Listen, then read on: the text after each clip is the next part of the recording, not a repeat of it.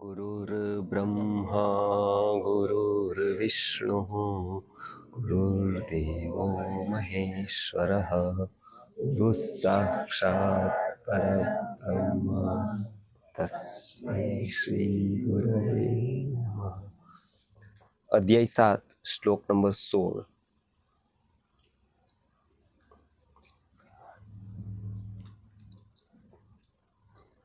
चतुर्विधा भजन्ते मां चतुर्विधा भजन्ते मां जनाः सुकृतिनोऽर्जुन जनाः सुकृतिनोऽर्जुन आर्तो जिज्ञासुरर्थार्थी आर्तो जिज्ञासुरर्थार्थी ज्ञानी च भरतर्षभ ज्ञानी च भरतर्षभ।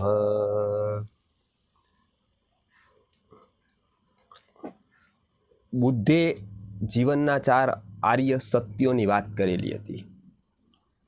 પ્રથમ આર્ય સત્ય, જીવન દુઃખમય છે। દુઃખમય લાગતા જીવનમાં દુઃખનું કોઈ કારણ છે। એ દુઃખના કારણથી થયેલા દુઃખનું કોઈ નિવારણ છે અને દુઃખ રહિત કોઈ સ્થિતિ છે। આ 4 આર્ય સત્યો બુદ્ધના કહેવાય છે। એમની ઉપર બૌદ્ધનું બૌદ્ધિક તત્વજ્ઞાન ઊભેલું છે। આ 4 સત્યોની વાત જ ભગવદ્ ગીતામાં આ 4 પાત્ર દ્વારા રજૂ કરવામાં આવેલી છે। પાત્રથી વાત મનોવિજ્ઞાનની દ્રષ્ટિથી તત્વને રજૂ કરતું જ્યારે પાત્ર ઊભું કરવામાં આવે ત્યારે એ વાત તરત સમજાઈ જતી હોય છે। ફોરમ નિર્ગુણ છે પણ ફૂલ સાકાર છે। ફોરમ એમાં છે એ નિર્ગુણ હોવા છતાં પણ ફૂલ સાકાર છે। ફોરમની વ્યાખ્યા સમજાવતી વખતે ફૂલને બાયપાસ કરો તો ફોરમ ખબર નથી પડતી। એટલે જ્યારે ફોરમ નિર્ગુણ હોવા છતાં, ન દેખાતી હોવા છતાં, સૂંઘીને અનુભવાતી હોવા છતાં પણ જ્યારે ફૂલ કહેવામાં આવે ત્યારે ફોરમ સમજાઈ જાય છે। આવી જ રીતે બુદ્ધના 4 આર્ય સત્યોને ભગવદ્ ગીતામાં અહીંયા પાત્ર તરીકે રજૂ કર્યા છે। ભક્તિ કહેતા કાંઈ ધ્યાનમાં નથી આવતું, પણ મીરા કહેતા ધ્યાનમાં આવે છે। અહિંસા કહેતા કાંઈ ધ્યાનમાં નથી આવતું, મહાવીર કહેતા ધ્યાનમાં આવે છે। તત્વને રજૂ કરનારું પાત્ર એ મનોવિજ્ઞાનની દ્રષ્ટિથી ઉત્તમ શિક્ષણનું પગથિયું છે। કોઈ પણ તત્વ સમજાવવું હોય એનું એક પાત્ર ઊભું કરવું, કેમ કે વ્યક્તિ છે ને ચિત્રની ભાષા સૌથી વધારે સમજે છે। કંઈ શબ્દ બોલો અને એને ચિત્ર ઊભું થાય તો એ સમજી જશે, પણ શબ્દ બોલો ને ચિત્ર ઊભું ન થાય તો એ સમજશે નહીં। ગાય બોલો ત્યારે સૌથી પ્રથમ મનુષ્યના મનમાં એક ચિત્ર ઊભું થાય છે, એટલે એને કહેવાય છે શબ્દની અર્થ સ્મારકતા। એ જો થાય છે તો જ એને બોધ, તો જ એને ખબર પડે છે, કેમ કે એ ભાષા ચિત્રની જ સમજે છે। એટલે કેવલ તત્વની વાત ત્યાં સુધી અધૂરી રહે છે જ્યાં સુધી એમાં વ્યક્તિ નથી આવતું। એટલે હજારો લાખો ગ્રંથોને માનવા છતાં પણ, ગ્રંથોની અંબાડી ઉપાડવા છતાં પણ, ગ્રંથોનું પૂજન કરવા છતાં પણ ભારતીય સંસ્કૃતિએ ગ્રંથોની આટલી મહત્તા સ્વીકાર્યા છતાં પણ, ગ્રંથોનું મહત્વ સ્વીકાર્યા છતાં પણ ગ્રંથોની મર્યાદા પણ સ્વીકારેલી છે। એ એવું કહે છે કે ગ્રંથો કેટલા મહાન હોય પણ ગુરુને બાયપાસ કરે તો એ ગ્રંથની કોઈ કિંમત નથી રહેતી। એટલે શીખ ધર્મમાં ગ્રંથ જ ગુરુ સાહેબ છે, ગ્રંથને જ ગુરુ માની લેવામાં આવે છે, કે વ્યક્તિ કોઈ નહીં, ગ્રંથ જ। પણ અહીંયા ગીતા હોવા છતાં પણ એવું નથી કે ગીતાને જ ગુરુ માની લે। કેમ? તો કે ગીતાની ભાષા સમજાશે નહીં, વેદની ભાષા સમજાશે નહીં, ઉપનિષદની ભાષા સમજાશે નહીં। એ કોના જેવું છે? પૂજ્ય ગુરુજી હંમેશા એક ઉદાહરણ આપતા હતા કે તાકા જેવું છે। ટાંકાનો મોટો વેપાર હોય, મોટું ગોદામ હોય, તાકા કેટલા બધા પડેલા હોય.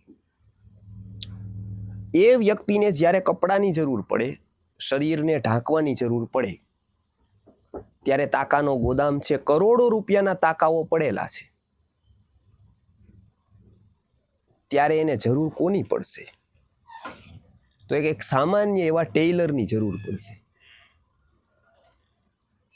ટેલર પાસે તાકો નથી, ટેલર પાસે પૈસા પણ નથી. ટેલર પાસે એક વાત છે, ટેલરને તાકો ખબર નથી, ટેલરને કપડું ખબર નથી, ટેલરને કાંઈ ખબર નથી, પણ ટેલરને આનું માપ ખબર છે. અને જો એ માપ ન હોય ને તો આ બધા ટાંકા નકામા છે. કેમ કે એ ટાંકા ઓઢવાનો કે પહેરવાનો નથી, એ માપ છે એ સાર્થક કરે છે અંતે. ગુરુ પાસે બીજું કાંઈ ન હોય, એક માપ છે. વેદ, ઉપનિષદ, ગીતા એ બધા ટાંકા છે, એ બધાને ફિટ નથી બેસતા. પણ ગુરુને ખબર છે કે આ વ્યક્તિનું માપ કેટલું છે. એ માપ જોઈ અને એક બનાવે છે કપડાં, એટલે બધા લોકોને ફિટ લાગે છે. અલગ અલગ ગુરુ શું કરે છે? વેદ, ઉપનિષદ, ગીતા બધું છે જ, તાકાઓ છે, એમાં એ અલગ અલગ પ્રકારના કપડાં કાઢે છે. એને માપ ખબર છે કે આ વ્યક્તિનું માપ આટલું છે, આ વ્યક્તિનું આટલું છે, આ વ્યક્તિનું આટલું છે. ખાલી વેદમાં તો બધું જ છે, ઉપનિષદમાં તો બધું જ છે, ગીતામાં તો બધું જ છે. ગુરુની અહીંયા જરૂર છે. આ મનોવૈજ્ઞાનિક અપ્રોચ છે. એ અપ્રોચથી ગીતાના આ શ્લોકમાં કહેવામાં આવ્યું છે કે ચતુર્વિધા ભજન્તે મામ જના સુકૃતિનો અર્જુન. 4 પ્રકારના ભક્તો મારું ભજન કરે. ભજ ધાતુના 8 અર્થો છે સંસ્કૃતમાં. એમાં ભજ સેવાયામ, સુપ્રસિદ્ધ અર્થ જોશો તમે ધાતુગણમાં તો ભજન સેવા, સેવાના અર્થમાં ભજન કરે છે એટલે સેવા કરે છે એવો.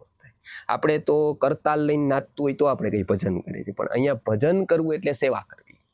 ભજન કરવા એટલે અનુસરણ કરવું. ભગવદ્ ગીતામાં મનુષ્યની વ્યાખ્યા કરતી વખતે કીધું કે મમ વર્તમાન અનુવર્તનતે મનુષ્યા પાર્થ સર્વસ. જો મારા સિદ્ધાંતને અનુસરે છે તો જ એ મનુષ્ય છે, નહીતર અધરવાઇઝ એ મનુષ્ય જ નથી. આ કેટેગરીમાં આવતો જ નથી. નહીતર મમ વર્તમાં અનુવર્તનતે. અહીંયા શું કીધું કે 4 પ્રકારે સુકૃતિ લોકો છે. એમાં પહેલો સુકૃતિ લોક કયો છે?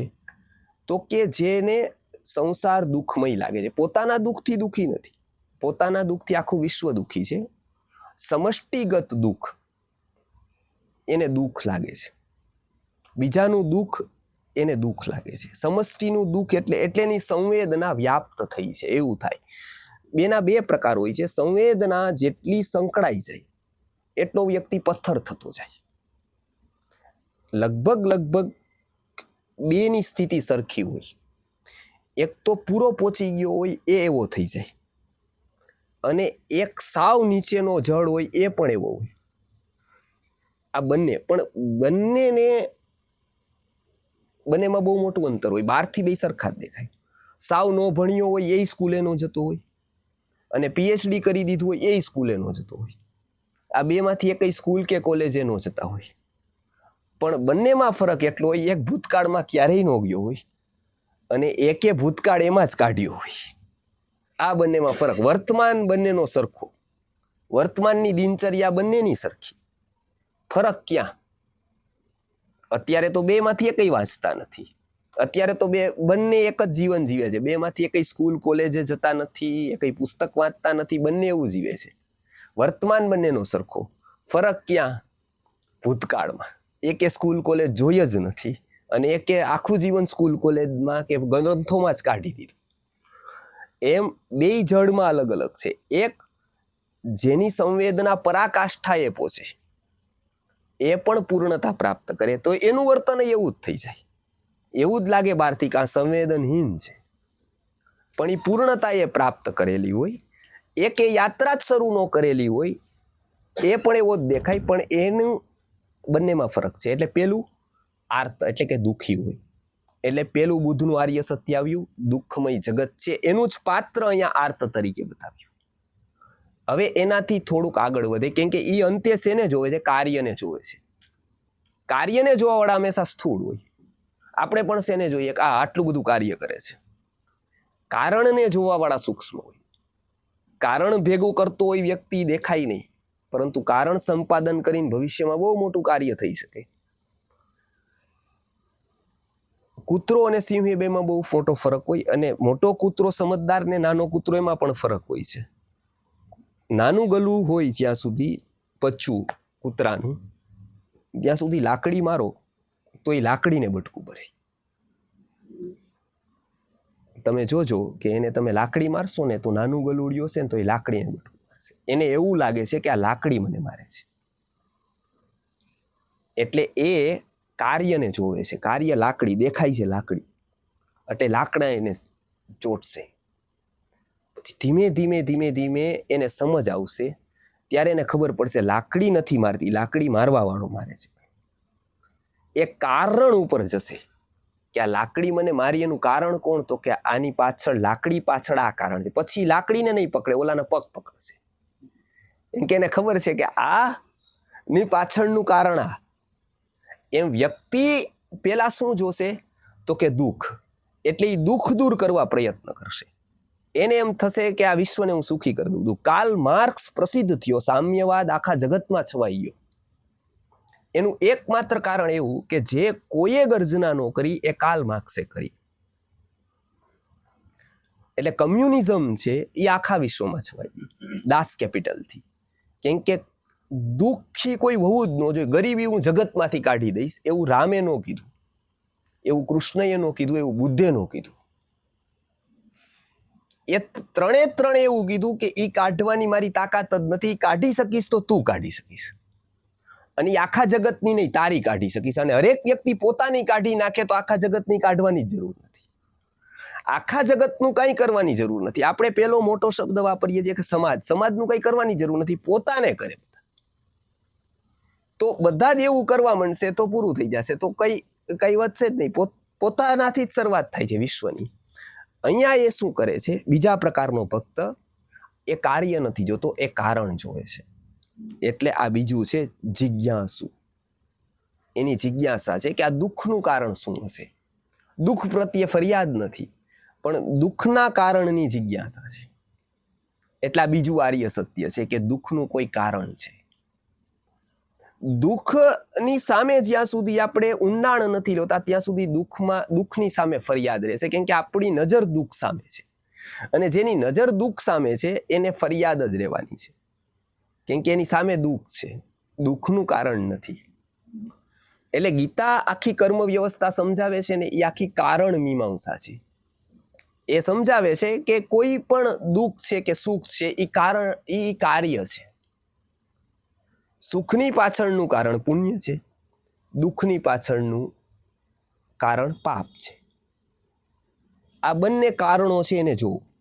પુણ્યને જોવો તો આ પાપને જોવો. સુખ સંપાદન કરવું હોય તો સુખ સીધું સંપાદન નહીં થાય, પુણ્યનું સંપાદન થશે, એનું ફળ સુખ રૂપે આવશે. દુઃખ કાઢવું હશે તો સીધું દુઃખ નહીં જાય, દુઃખનું મૂળ જે પાપ છે એ જશે તો દુઃખ જશે. એટલે આ બીજો પ્રકારના ભક્તની વાત જિજ્ઞાસુ તરીકે કરી કે એને મૂળમાં એ કારણ સામે ઊભો છે, પેલો કાર્ય સામે ઊભો છે. એક દુઃખ સામે ઊભો છે, બીજો દુઃખના કારણ સામે ઊભો છે. ત્રીજો એ કારણ સામે ઊભો રહી અને એ કોઈક એક્શન લે છે. જાણવું અલગ અને એનું ઇમ્પ્લિમેન્ટેશન કરવું, એના ઉપર કાર્ય કરવું અલગ. એટલે એ શું કરે છે તો કે દુઃખ નિવારણના ઉપાયો કરે છે. એ અહીંયા છે અર્થાર્થી. એટલે આપણે ત્યાં ઈષ્ટાપૂર્તના કર્મો મનાય કે જેને જે સમજમાં આવે એ સારું કરે. એટલે એ સત્કાર્યો કરવા વાળો છે, એ એક્શન કરે છે કંઈક, ભલે એને સમજ નથી, પણ એવું કરતા કરતા કરતા કરતા એક દિવસ એની સ્થિતિ એવી આવે છે કે એને ધીમે ધીમે સમજાવવા માંડે છે કે આનાથી કંઈ ફળ નથી. એટલે એની એક્શન સુધરતી જાય છે. યોગ દર્શનમાં કીધેલું છે કે જેમ તમે સત્કાર્યો કરતા જાઓ એમ શું થાય તો કે એમ તમારા સત્કાર્ય નું જે સ્તર છે એ વધતું જાય જો તમે જાગૃત હો. પેલા તમે સાવ ગમે તેને જમાડતા હોય, પછી ઈ સ્તર વધતું વધતું એવું લાગે કે કોઈ બહાનને જમાડવા માંડે. પહેલા તમે સાવ ચીલા ચાલુ કરતા હોય, ઈ કરે રાખો તો અંદરથી એક સ્તર થાય, અને એ સ્તર એ કૃતિ મૂકીને નહીં પણ એ કૃતિ વધતી એવા સ્તરે પહોંચાડી દે કે એ કૃતિની શુદ્ધતા તમારામાં આવવા માંડે. પછી જે તમે કરતા હોય એ તમને નાનું લાગવા માંડે, કે વ્યક્તિ જેમ મોટો થાય એમ કપડાં નાના લાગવા માંડે, એમ પોતાના આત્માનું સ્તર વધે. પછી ચીલા ચાલુ ક્રિયામાં કરી દે વ્યક્તિ, પણ એમાં ઇન્વોલ્વ ન થઈ શકે. પછી એવું ન લાગે કે ભાઈ આખા જગતને હું સુખી કરી દઈશ, કે દુઃખ દૂર કરી દઈશ, કેન્સર દૂર કરી દઈશ, રોગ નિરોગી કરી દઈશ. ત્યાં સુધી એને વૈદ તરીકે એક નશો હોય કે ભાઈ મારા જેવો છે ને આટલા બધા રોગો હોય, હું આખા જગતને નિરોગી કરી દઈશ, સર્વે સંતુ નિરામયા કરી દઈશ, મારી પાસે ઘણું બધું છે, હું બધાને જાગૃત કરી દઈશ. પણ પછી ખબર પડે કે હું કાંઈ ન કરી શકું, કેમ કે એ પોતે જ કારણ છે એના દુઃખનું. જ્યાં સુધી ઈ જાગતો નથી ત્યાં સુધી એને ભગવાન આવીને કાંઈ કરી શકવાના નથી, કેમ કે એના દુઃખનું કારણ બીજે છે જ નહીં, પોતે જ છે.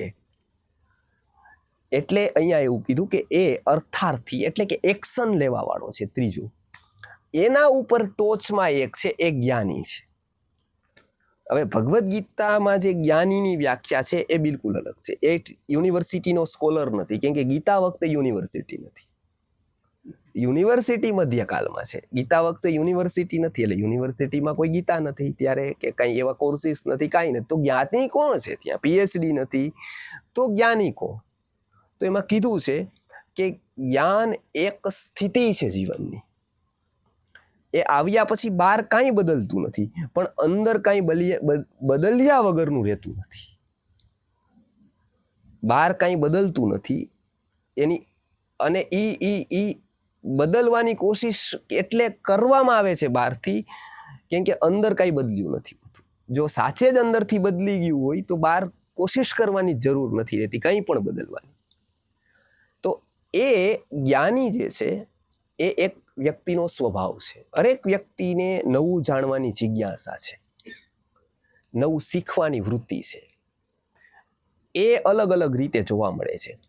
સત્વગુણી વ્યક્તિ હશે, એનામાં સત્વ ડેવલપ કર્યું હશે પોતે, તો એને અંતર્મુખી જિજ્ઞાસા હશે કે હું શું આવ્યો, ક્યાંથી આવ્યો, આવો પ્રશ્ન એના જીવનમાં હશે. અને જીવનમાં તમે કોઈને પણ પરીક્ષા કરવી હોય તો એના જીવનના પ્રશ્નો જાણી લ્યો, તમને વ્યક્તિ ખબર પડી જશે કે જીવનના તમારા પ્રશ્નો શું.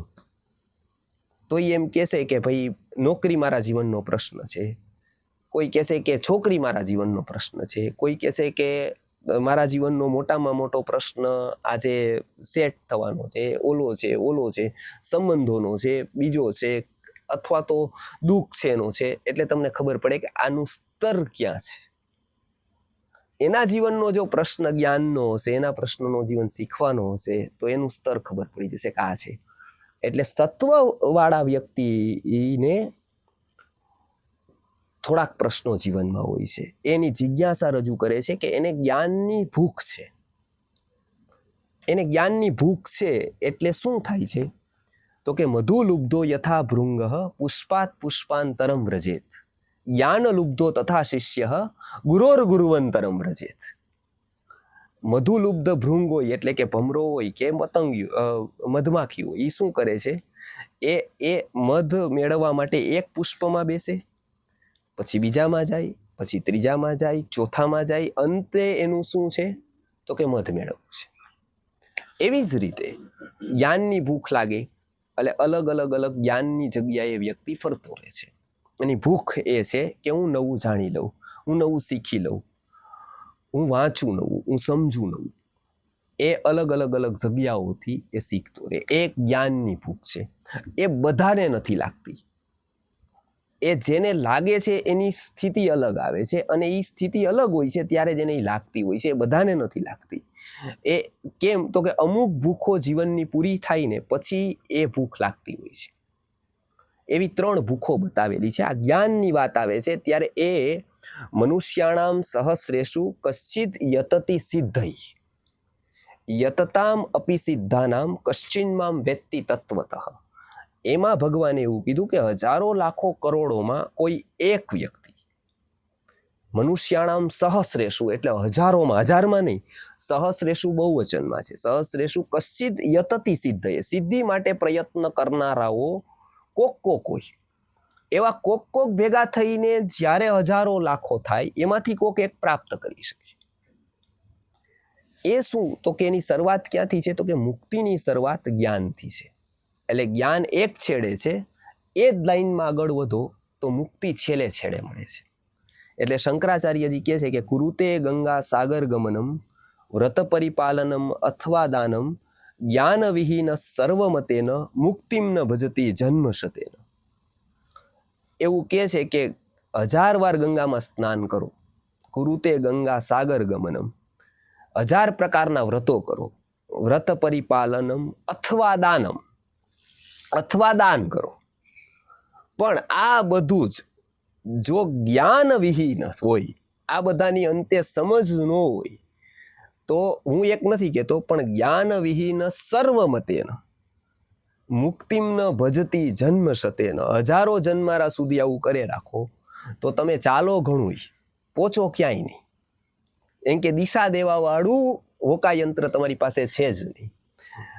જે હોકાયંત્ર, સ્ટીમરમાં હોકાયંત્રનો રોલ છે, જે દિશા સૂચક યંત્રનો કાં તો એક દિશા નિર્દેશનનો રોલ બધી જગ્યાએ હોય છે, એવો જ રોલ જ્ઞાનનો આપણા જીવનમાં હોય છે. વારાણસીની એક પ્રસિદ્ધ વાત છે, ઘણીવાર ગુરુજી આ વાત કહેતા હતા કે મજૂરો બધા મજૂરી કરે. બહુ પ્રસિદ્ધ એ સમયના શેઠ ચાલક, એ બધા મજૂરો મજૂરી કરે એટલે જોવે કે સવારે આટલા બધા થાકી જાય છે, પાણી ક્યાંય નહીં. નવું બધું નીકળતું તે સમયે, કુલર, ઠંડુ પાણી. એટલે એને કીધું કે આટલા બધા મજૂર થાકી જાય, સવારે તરસ પણ લાગે, એટલે પાણીની વ્યવસ્થા કરી દીધી. કુલર સરસ મૂકી દીધું, ઠંડુ પાણી થાય એના માટે. એટલે કુલર લગાવી દીધા ત્યાં. મજૂર સવારના પોરમાં મજૂરી કરે, સાયકલવાળા સાયકલ ફેરવે, બધા આમથી તેમ બધા મૂકવા જાય. હવે એ બધા પાણી ત્યાં પીવે. થોડોક ટાઈમ થયો, 3-4 મહિના, એક એરિયો જ આખો એ મજૂરનો હતો. તો એક જ જગ્યાએથી ઘણા બધાના કેસ આવ્યા અસ્થમાના. એક જ જગ્યાએ ચિકિત્સાલય ચાલતું હતું ત્યાં જ. તો ત્યાંના વૈદ્યોએ કીધું કે આટલા બધા તો અહીંયા કાંઈ બીમારી નથી, આ કેવી રીતે અહીંયા આટલા બધા અસ્થમાના કેસીસ, કફના રોગો આટલા બધા કેમ વધી ગયા? અને પાછા પર્ટિક્યુલર મજૂરોમાં કે જે કોઈ ઠંડી વસ્તુ ખાતા નથી, નકર તો આઈસ્ક્રીમ ખાતા હોય, બીજું હોય, એવું આહાર લેતા હોય, એવું તો કાંઈ છે નહીં. શ્રમજીવીમાં તો કફ હોય નહીં, બુદ્ધિજીવીમાં હોય. તો આવું કેમ?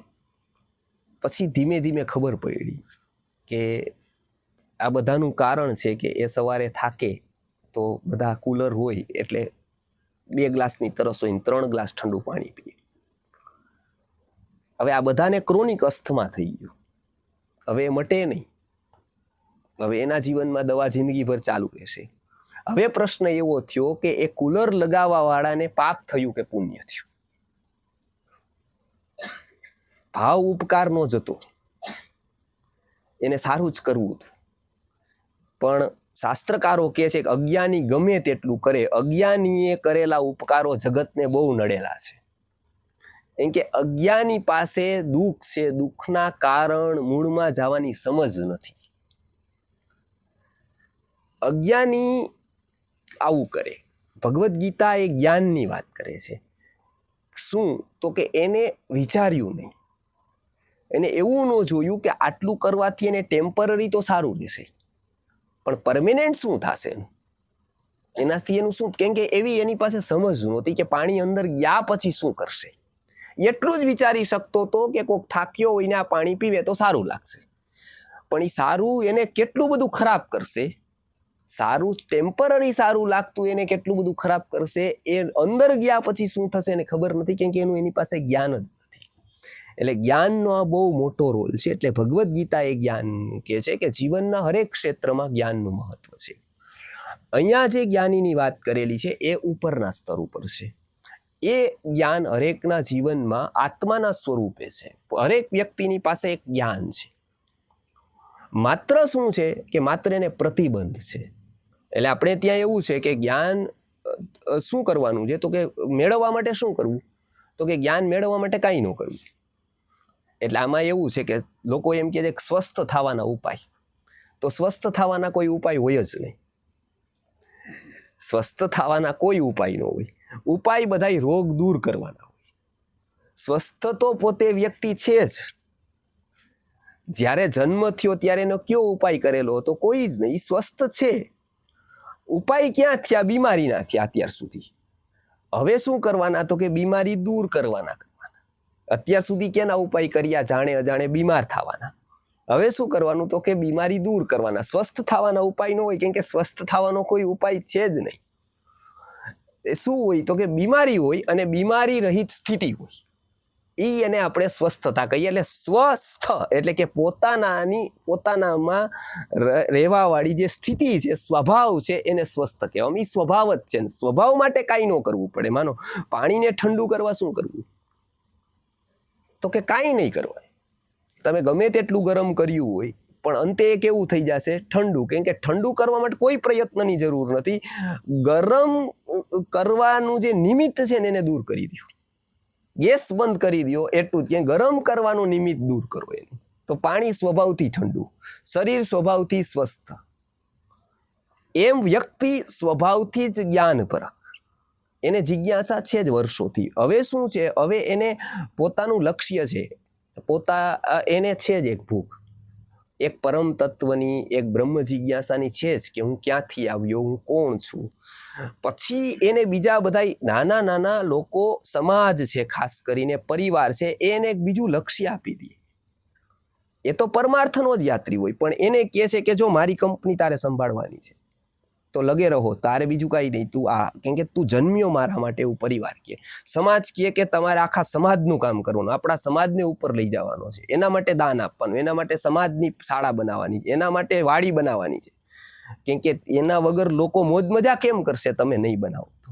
એટલે એને લાગશે કે મારો સમાજ, મારે એના માટે કરવાનું બધું. એટલે એને શું કરે છે કે 5-7 એવા અજ્ઞાનીઓ ભેગા થઈ અને એને, કેમ કે પોતે અજ્ઞાની છે એટલે 10 લોક અજ્ઞાની એને ફેરવી શકે, સ્વાભાવિક વાત છે. અને જો એ જ્ઞાની હોય તો અજ્ઞાની ટ્રાય ન કરે કે એની પાસે ન જવાય. એને એવા લક્ષ્યો આપી દે, નાના નાના નાના નાના. એટલે વ્યક્તિ એમાં પરોવાય. અંતે એને યાદ આત્મા આવે જ નહીં, જ્ઞાન આવે જ નહીં.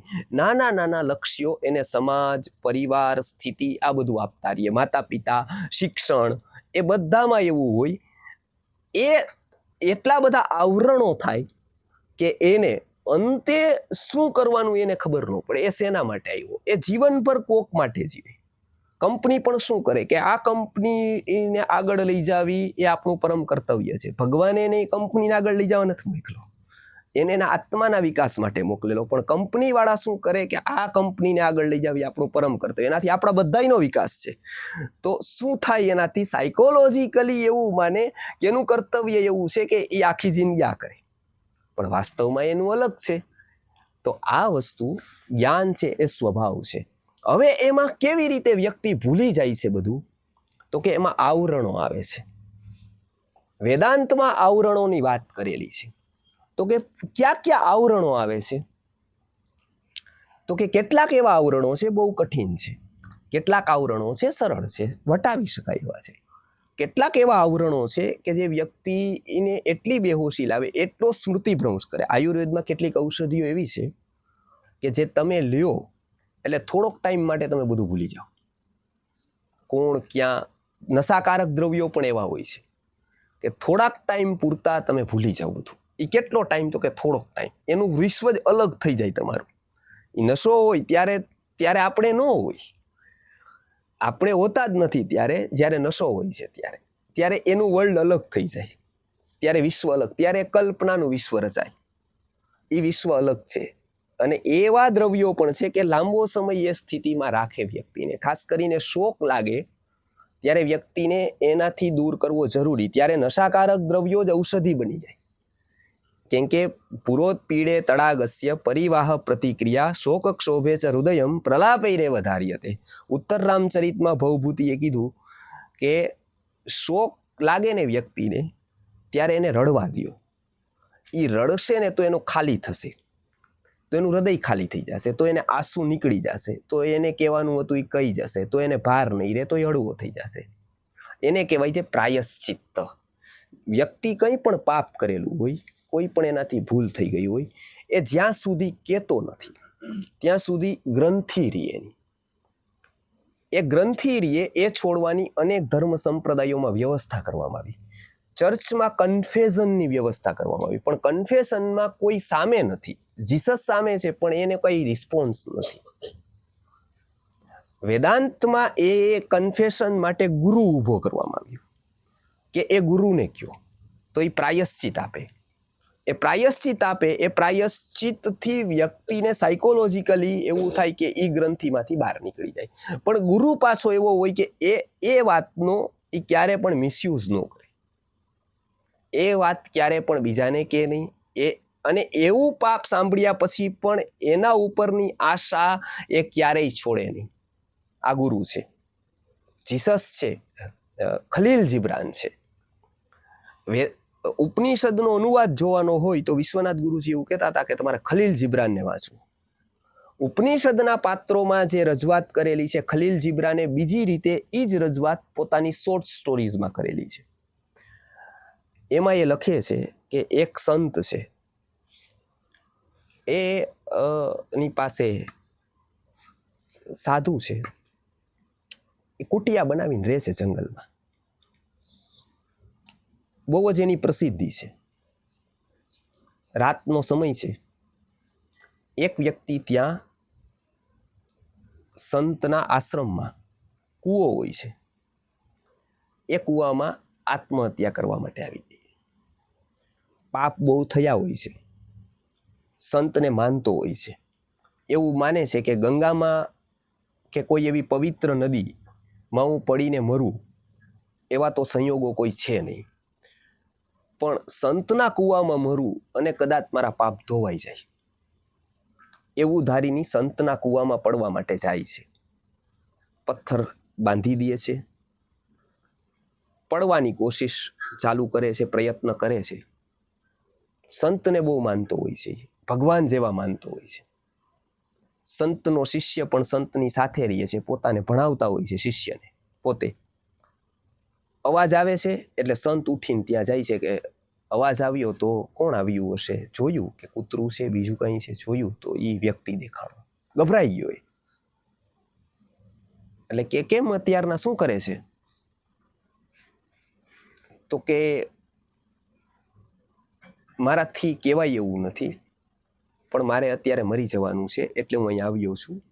હું કહી નથી શકતો, એટલી બધી વ્યગ્રતા છે, એટલું બધું દુઃખ છે મને, એટલો અફસોસ છે કે તમારા જેવા પવિત્ર વ્યક્તિ પાસે તો હું કેમ કહી શકું આ બધું.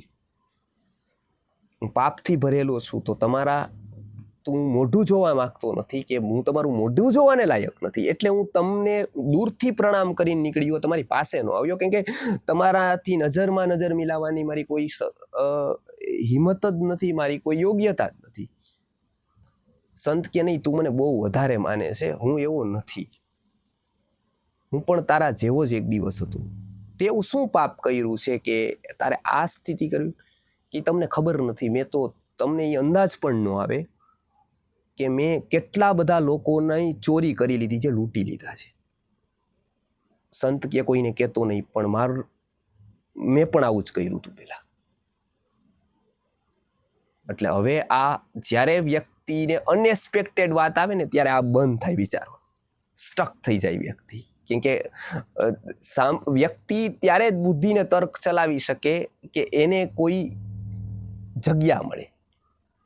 અનએક્સપેક્ટેડ કોઈ પણ વાત થાય, જે ધાર્યામાં ન હોય એવી વાત થાય, ત્યારે વ્યક્તિનું વિચાર શૂન્યતા આવી જાય. ત્યારે ત્યારે એ ખબર જ ન હોય કે આ અનપેક્ષિત આ કૃષ્ણએ આવું વર્તન મહાભારતમાં કેટલી જગ્યાએ કર્યું છે. જ્યારે ઓલો વ્યક્તિ છે ને એ વિચાર શૂન્ય થઈ જાય, એવું ધારે જ નહીં કૃષ્ણ આવું કરી શકે. એટલે જોજો, મહાવીર અને બુદ્ધ પ્રિડિક્ટેબલ છે. અંગુલીમાલ આવશે અને અંગુલીમાલ બુદ્ધને લૂંટી લેશે કે બુદ્ધને કંઈ પણ હેરાન કરશે, તો બુદ્ધનો પ્રત્યુત્તર શું હશે ને એ પ્રત્યેક લેખક કહી શકે. લેખક નહીં, સામાન્ય વ્યક્તિ કહી દેશે કે બુદ્ધ કોઈ દિવસ શસ્ત્ર નહીં ઉગામે, બુદ્ધ એને કરુણાથી જ જવાબ આપશે. ભગવાન મહાવીર ઉપર ગોસાલો કંઈ પણ પ્રકારના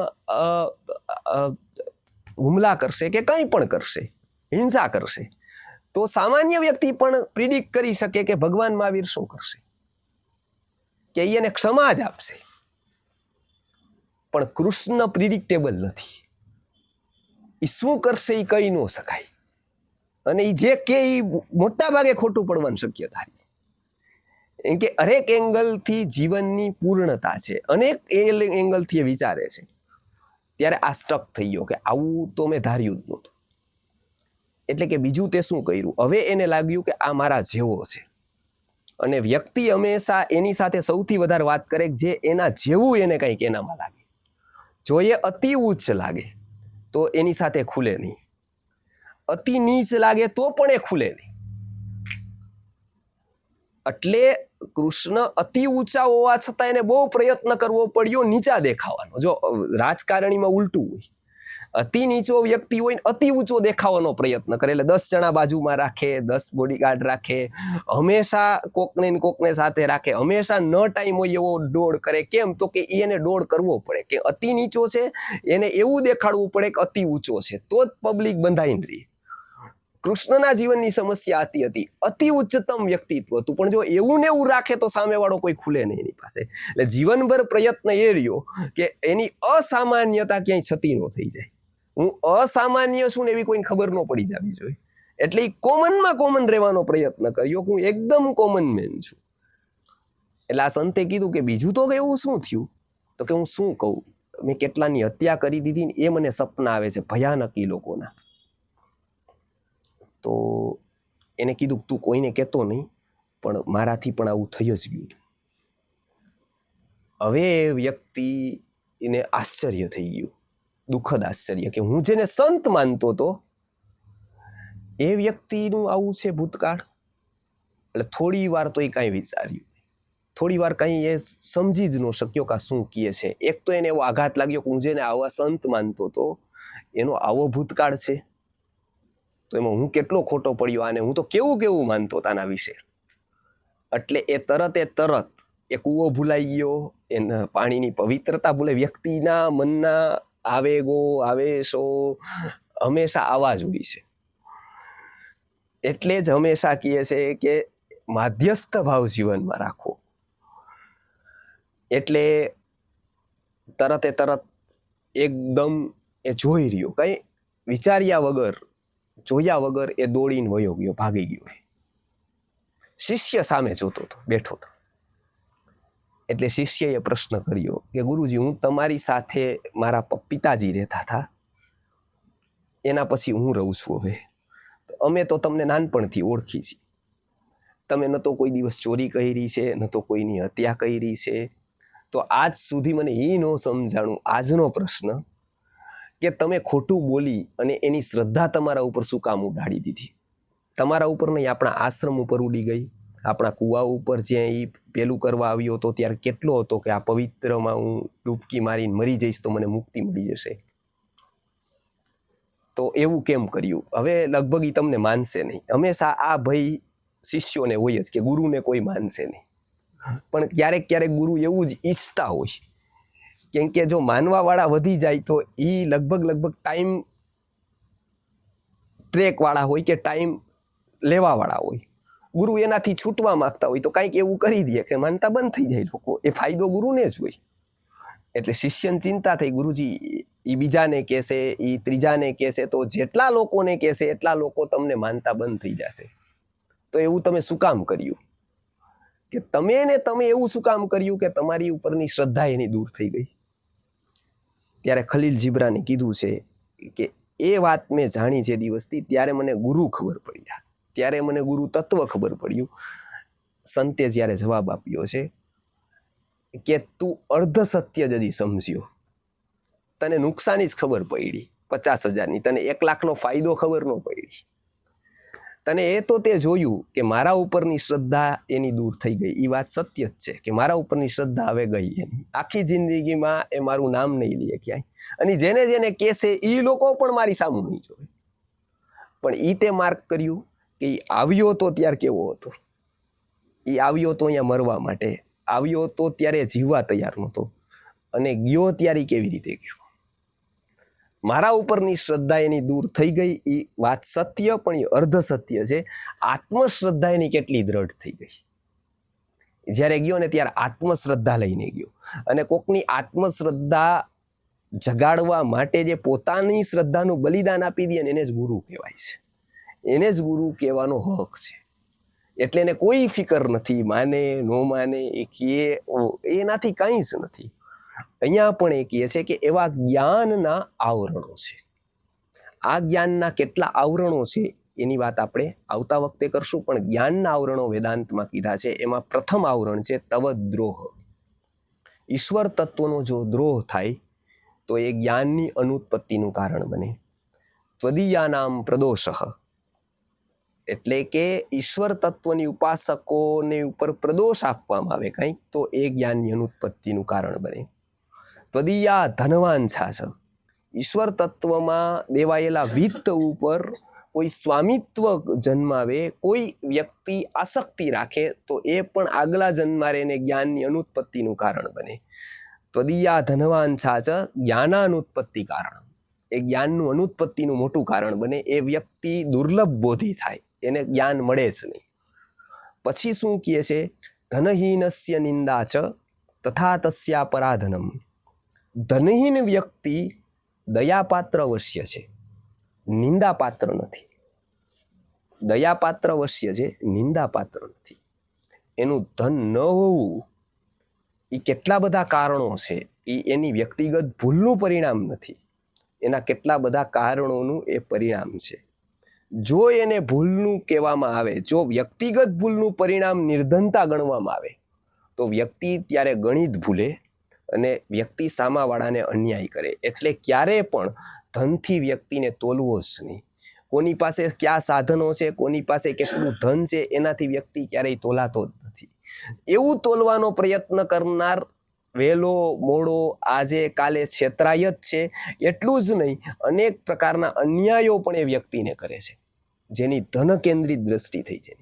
એટલે ધન ન હોવું એ કદાચ પાપના ઉદયનું પરિણામ હોઈ શકે, એ કદાચ સમાજની સ્થિતિનું પરિણામ હોઈ શકે, એ કદાચ વ્યક્તિગત સંકલ્પનું પણ પરિણામ હોઈ શકે.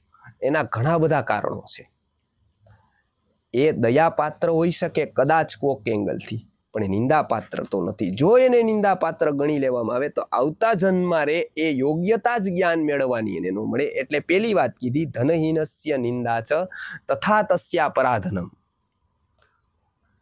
તસ્ય સંકોપ સંતુષ્ટિ, એનો સંકોપ જો આપણી સંતુષ્ટિનું કારણ બને, એનું ન હોવું, એનું દુઃખ આપણા સુખનું કારણ બને, એ આપણો આનંદનો કાં તો અહંકારનો વિષય બને, તો એ આવતા જન્મારે જ્ઞાનાનુત્પત્તિ કારણ, તો એ મોટું આવરણ જ્ઞાન પ્રત્યેનું સર્જાઈ જાય. એ જ્ઞાન ઉત્પન્ન ન થાય એ વ્યક્તિને. એટલે આ બીજી વાત કીધી કે ધનહીનસ્ય નિંદા ચ તથા તસ્યા પરાધનમ તસ્ય સંકોપ સંતુષ્ટિ જ્ઞાનાનુત્પત્તિ કારણમ. આગળ એવું કહે છે કે વેદ વેદાંત વિદ્વેષ, વેદ અને વેદાંતનો વિદ્વેષ કરવામાં આવે છે. તદ અધ્યયન વર્જનમ, એ અધ્યયન એનું વર્જિત કરી દેવામાં આવે. કોઈ શીખવવામાં જ ન આવે એનું કાંઈ. પહેલાના કાળના લોકો પ્રથમ રામ રામો રામાથી શરૂઆત કરતા, બીજું કાંઈ ભણે ન ભણે, એને અધ્યાત્મના જ્ઞાનનો એકડો પહેલેથી જ શીખવી દેતા હતા. અને એ એન્ટીવાયરસ સોફ્ટવેરનું કામ કરતું હતું. કેમ કે અનેક પ્રકારની આપત્તિથી જો કોઈ બચાવનારું હોય તો એ જ્ઞાન છે. એટલે પહેલેથી જ એમને વેદ વેદાંત ભણાવવામાં આવતું હતું. એટલે અહીંયા કહે છે કે વેદ વેદાંત વિદ્વેષ. જો વેદ વેદાંતનો વિદ્વેષ કરવામાં આવે, કાંઈ એની ઉપેક્ષા કરવામાં આવે જીવનમાં, તદ અધ્યયન વર્જનમ, એના અધ્યયનનું વર્જન કરવામાં આવે, અને અશિષ્ટતા ચ મદ્ભક્તે, જે જ્ઞાની લોકો છે એની સાથેનો અશિષ્ટ વ્યવહાર કરવામાં આવે તો એ પણ જ્ઞાનાનુત્પત્તિ કારણમ, એટલે કે જ્ઞાન ન થવાનું મોટું કારણ બની જાય. એને જ્ઞાન ઉપર રસ જ ન રહીએ. એટલે હંમેશા સમાજના પ્રત્યેની સમાજની સમસ્યાઓ, વૃક્ષો કપાય છે, પાણીનો બગાડ થાય છે, એ છે જ નહીં. એ તો સમાજની બહુ નાની અંશાત્મક સમસ્યાઓ છે. એવા તો કેટલાય ઝાડવા વયા ગયા, ને કેટલાય ઉછેરી દીધા, ને કેટલું પાણી ગયું, જળ હતું ત્યાં સ્થળ થઈ ગયું પ્રલય થયો ત્યારે, ને જળ કેટલું બધું સ્થળ હતું ત્યાં જળ ને જળ થઈ ગયું, એટલું એ કાઢવું જ મુશ્કેલ બન્યું સદીઓ સુધી. એવું તો હજારો ઘટનાઓ આ સૃષ્ટિમાં બની ગઈ. એની સામે એક જ છે તો એને મોટો પ્રશ્ન લાગે છે. સૌથી મોટો પ્રશ્ન છે ને એ સાયકોલોજીકલ મનોવૈજ્ઞાનિક છે. એ મનુષ્યની સમસ્યા સૌથી મોટી સમસ્યા છે. વૃક્ષની, પર્યાવરણની સમસ્યા મોટી સમસ્યા નથી. વ્યક્તિના વિચારની સમસ્યા એ સૌથી મોટી સમસ્યા છે, અને એ આજના કાળની સૌથી મોટી સમસ્યા છે. એટલે જો વ્યક્તિનું મન એક્ટર અને ક્રિકેટરમાં લાગ્યું તો અંતિમ છેડો પરાકાષ્ઠાના પતનનો છે. એમ કે વ્યક્તિ એનું આકર્ષણ ઊભું કરશે, એના જ વિચારમાં મસ્ત રહેશે. જન્મારાઓનું પતન આ એક જન્મમાં કરશે. જો એનો એક છેડો નાનપણથી કેરેક્ટર સાથે જોડાણો, એકની સાથે જોડાય છે તો અંતિમ ફળ એનું શું છે, અને બીજા સાથે જો જોડાય છે તો અંતિમ ફળ જ્ઞાન છે, પ્રસન્નતા છે, અને અંતિમમાં પ્રભુ પ્રાપ્તિ છે. જો એક કેરેક્ટર સાથે જોડાયેલો છેડો અંતિમમાં આ ફળ આપે છે. એક્ટર અને ક્રિકેટર સાથે જોડાયેલો છેડો આ ફળ આપે છે. આખું મસ્તિષ્કનો આખો ખેલ છે. આ બીજા પ્રશ્નો તો નાના નાના છે.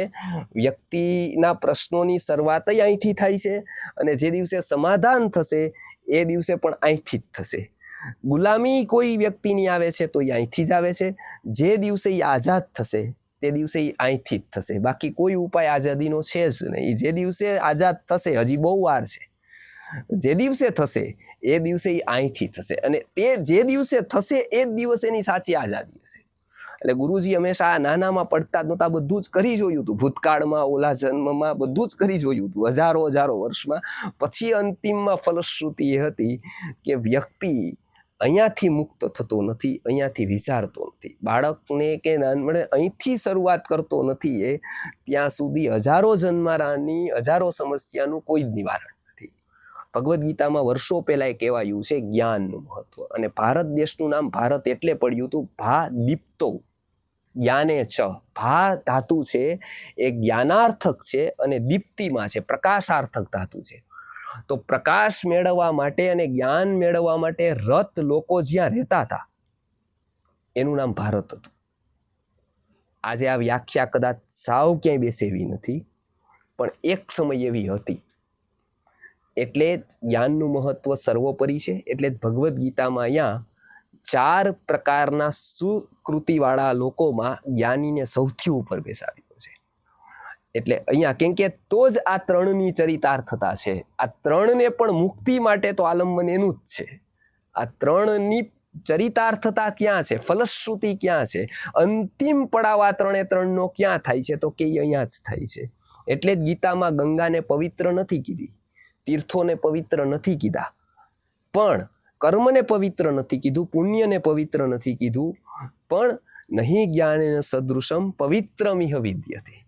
પવિત્ર શબ્દની ઉપમા એક જ વસ્તુને જાય છે, એક જ તત્વને જાય છે, ને એ છે જ્ઞાન.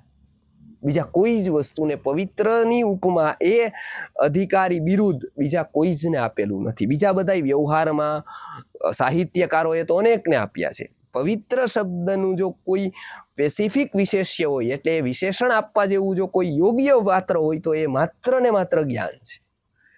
એટલે જ્ઞાનની આ સાર્થકતા ભગવદ્ ગીતામાં કરેલી છે. આપણું જીવન પણ આ સાર્થક માર્ગે જાય. જ્ઞાનની ઉપાસના આ જન્મારે જેટલી થઈ શકે એટલી થાય. કમસે કમ નવી પેઢીને આપણે સમજ આપી શકીએ એટલું આપણા જીવનમાં જ્ઞાન આ જન્મારે કમસે કમ ઉતરી જાય તો આવતો જન્મારો દુર્લભ બોધિનો ન થાય. કેમ કે દુર્લભ બોધિ ભાવના પણ એવી છે કે વ્યક્તિને કેટલાક કર્મો એવા થઈ જાય છે તો એને જ્ઞાન થતું નથી. એટલે આ કર્મોથી બચે અને સત્કાર્યમાં આપણે આગળ વધીએ એ કહી અને આવનારા શ્લોકમાં જે વાત કરવાની છે એ જ્ઞાની નિત્યયુક્ત છે એની કહેવાની છે. આ શ્લોકમાં જ્ઞાનીની ભૂમિકા પૂરી કરી અને જ્ઞાનના જે આવરકો છે એની વાત આપણે આવતા વખતે જોઈશું વિસ્તારથી. ગુરુર બ્રહ્મા ગુરુર વિષ્ણુ ગુરુર